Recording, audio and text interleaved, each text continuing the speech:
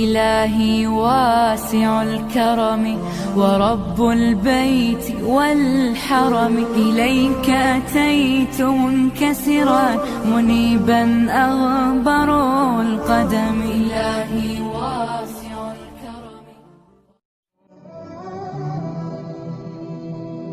صلاة وواجب جماعين تكوجد تابانا في عناد جماعات كحاضرته إن ضدك برينا وواجب واد حوكسته ومضوا إن فايد صوصار تديرات إن صوصار تنا وحلو باهين هدي إنه دهنا ومضوا دمي هورديدو ورديجا هقاضته هورديدو هيه أنت وغير اللغون نولان كرون مركب ساق بتفريسه ودتكو مركا يو علمي يان دختر لبران أو يان فلك لبران أو يان حساب لبران أو يان هندسة لبران أو يان كيمستري لبران أو يان فيزيكس لبران وحاصل دمي دون كفاني جابك تعلقات هي نتيجة ما حين نقول سواء حصابة حيسا أمة دما أنت فقراء دما أنت جاهل كأن الله شأدون سيء ما مشوا دما أنت بقطة ووحدة ويان الله هينين يعني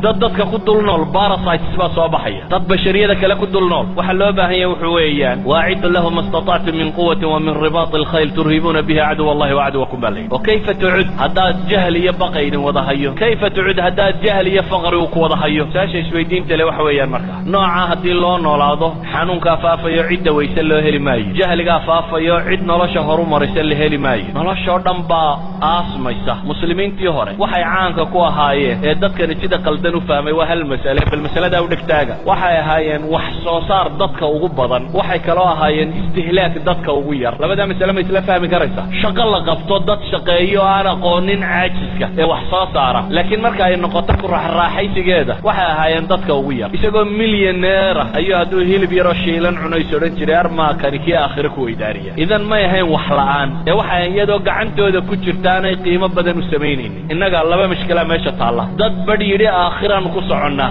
adduunkaba uma baahnin dabeetana un gaal ku hoos noolaaday iyo in aakhiraba ilowday oo tiri adduunyan raadacaynayna dabeetana adduunkan iska bidbidsanayna meelaha dulduul oo kolba siyaaxad iyo daar yaro cagaaran iyo inta noloshaba inta moodo aakhira ilowday laakiin labadaba cagsigooda ay hayeen saxaabadii nabiga kaleey salaatu wasalaam waxa hayeen wax soo saar marka la tago dadka ugu juhdiga badan le muntajiina markay noqoto conceptionna waxay hayeen dadka ugu yar juhdiga xaqiiqiga waa ka culamaa ilxadiid rag kamida oo waaweyn oo salafkiyaba waxay oran jireen nin kamidaba wuxuu yiri ardadiisa isagoo la dardaarmaya waryaadeen anigu walaalahay baan ku kornoolo wax la cunaa buu yiri idinka waxaan idin kula talinay inay xoogsadaan buu leeyahay inta yartiin xoolo dhaqda waa nin muxaddisiinta waaweyn ee la yaqaan kamida muxaddisiintu waxay caayi jireen ninka dawladda lacag ka qaata ama se xadiidka ku xoogsada muxaddisiinta qaar baa jiray aan lacag ma haysanin dadana waxay oran jireen idin sheegmayna xadiidka idinka wax na siiyo mooyaan marka lacag la siiyay in xadiidka sheegi jireen marka ahlul xadiidku markay ka waramayaan ragay maagaan bay ku jiraan oo yiraahdaan xadiidkoodii bay ku xoogsadeen idan waxay nici jireen xataa inay diintu wadiifo ka noqoto wala professor banaay wala ustaad banaay wala waxa kan banaay malihi ma banaana laakiin waxa aan tilmaamaya iyaga aragtidooda waxay ahayd in wixiisana xoogsado cidina aanay u manna sheegan marka la